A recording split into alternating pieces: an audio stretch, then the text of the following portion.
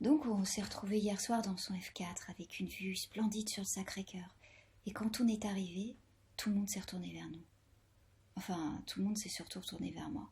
Et là, j'ai compris qu'il savait. Mais qu'est-ce qu'il savait? Bah, que j'avais été en première ligne le soir des attentats. Cédric avait dû leur raconter que j'avais opéré toute cette nuit-là.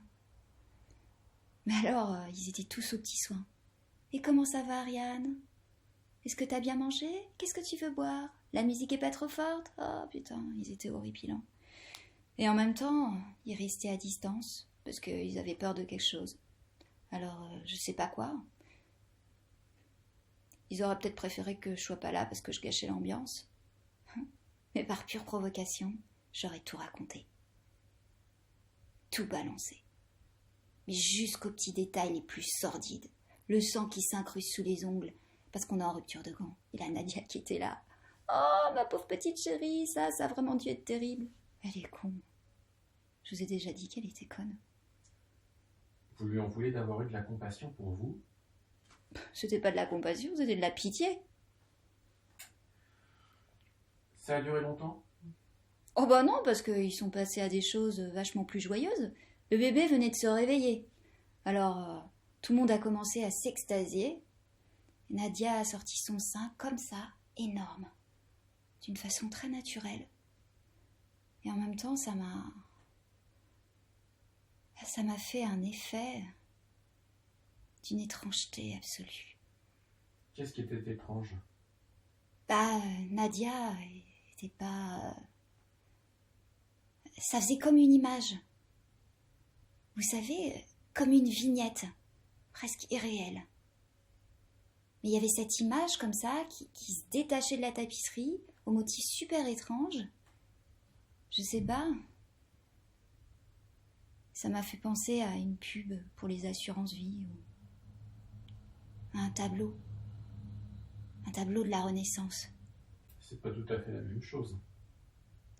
Mais vous voyez quand ces figures comme ça, qui se détachent d'un fond plat, qui surgissent comme un dieu hindou.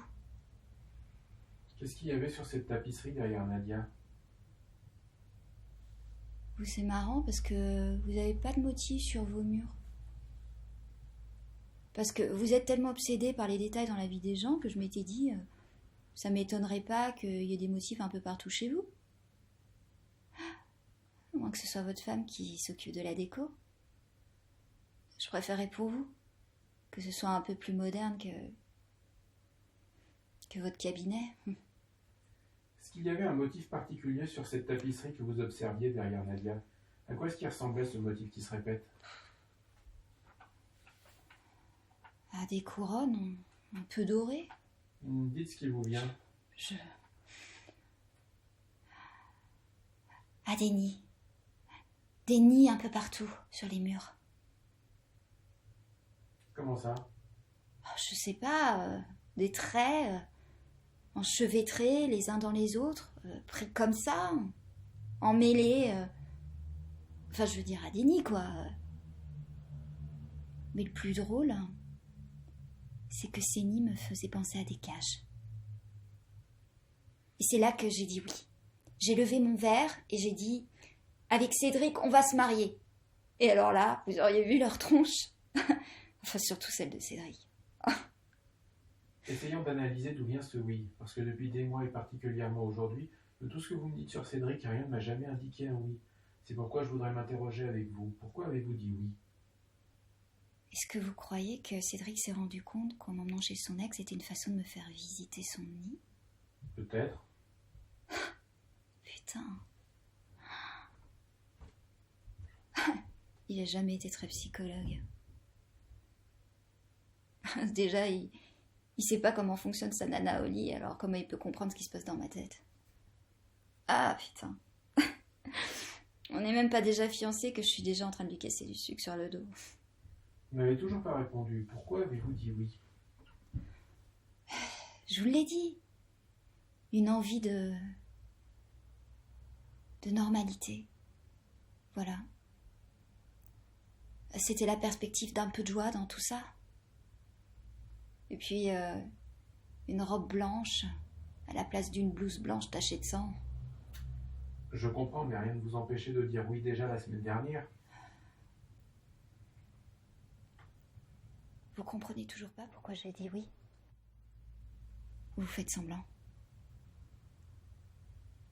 Vous comprenez pas pourquoi j'ai dit oui?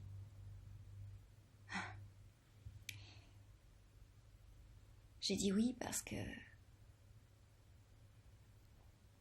vous m'avez dit non. Et j'ai dit non. Vous avez été très clair la semaine dernière. Mais ça va, moi, je vous en veux pas. J'ai compris, la preuve. C'est que je vous reproche rien.